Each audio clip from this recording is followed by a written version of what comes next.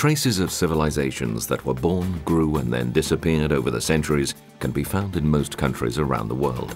Sometimes they perished from unknown causes, sometimes they were destroyed by the violent onslaughts of new conquerors. The ruins we admire today emerge from the mists of time. Many of them are perfectly aligned astronomically, with huge stones molded into elaborate forms that are truly astonishing feats of engineering. Structures so massive and sophisticated that they would be a challenge even to modern technology. Some of the most fascinating archaeological sites in the world are in Peru. These have been carefully studied for many years, leading to the discovery of traces which range from faint to surprising, impossible to interpret with the tools and knowledge we currently possess. Traces can be found in the ancient remains, in archaic myths, in the oral traditions handed down from lost people, even in the chronicles of the conquistadores. Gods who mingled with men and built fantastic cities bound by massive walls. Mysterious tunnels that are believed to have once linked these ancient sites. Bearers of knowledge and civilization. Divinities who traveled the four corners of the earth and knew how to fly. There is a strange similarity between the ruins and myths found in many parts of the world, almost an echo of a long-lost, forgotten civilization, a highly developed breed of superior beings who disappeared thousands of years ago. A mother culture we have no memory of. Attracted by the mystery and magnetic pull of these places, we set off to explore them and capture their essence on film.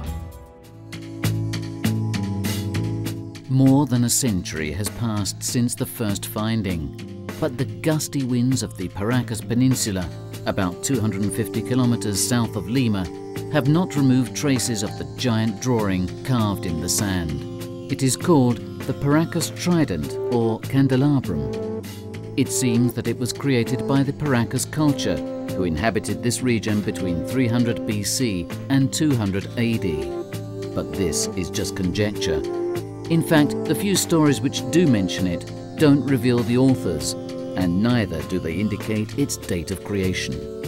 No analyses are available to date a simple excavation in the sand, and no organic finds nearby were unearthed, like clothing, tools, or other finds, crucial for carbon-14 dating, which are normally associated with a place to define a more or less accurate date.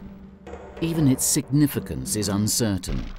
It was conjectured that it could be a sign pointing towards areas of the ancient empire, like Cusco, Machu Picchu, or Nazca. But when checked, it appeared that its central axis extends and ends directly in the Pacific Ocean. Others have conjectured that it could be a religious symbol, perhaps the Tree of Life, or the representation on Earth of a constellation, perhaps the Southern Cross.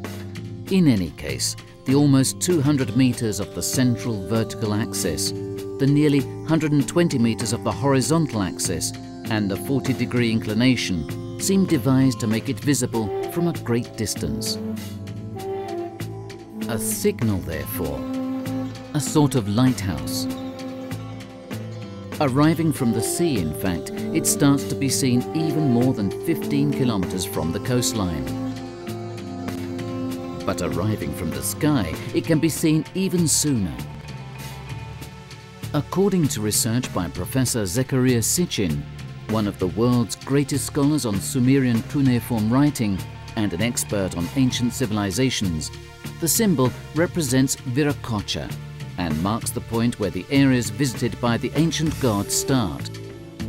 A higher entity, the head of a population who could glide over water and fly, worshipped with different names throughout Central and Southern America, who had restored civilization after the Great Flood. Viracocha, however, did not resemble the people who inhabited the continent at the time. He did not have dark skin and wasn't clean-shaven, but was rather white-skinned and had a beard. Could he have been the survivor of an ancient, evolved civilization, today forgotten, who had escaped a worldwide catastrophe? The head of a small group with a technology not understood by those ancient populations.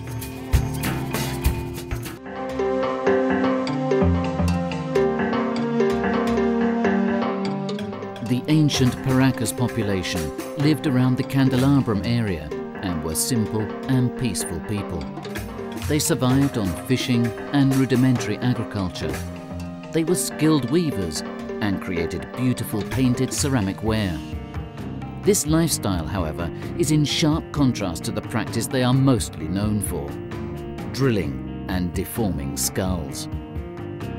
Deforming was achieved by wrapping the head of newborns with bandages or wooden boards, which compressed the bones of the skull to make them grow abnormally.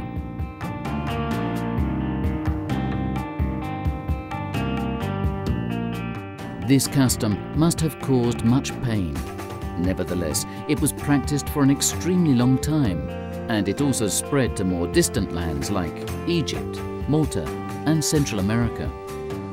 Ancient deformed skulls dating back more than 6,000 years were found in these areas. Today, the true reason behind this custom has yet to be discovered. Aesthetic reasons do not seem to justify its use, and the fact that it spread to civilizations which had no direct contact renders its expansion even more unfathomable. Other populations too practice deformities which today are considered abhorrent, like the Mayan custom to induce strabismus, or the Chinese to deform women's feet. But these habits have remained confined to those cultures without spreading to other populations like skull deformation has. This deformity was also considered a distinctive sign and performed only within the highest ranks. The Viracocha representations which have come down to us depict a being with a stocky bust, short legs, and especially big head. Could it be that deforming skulls was a way to resemble the gods?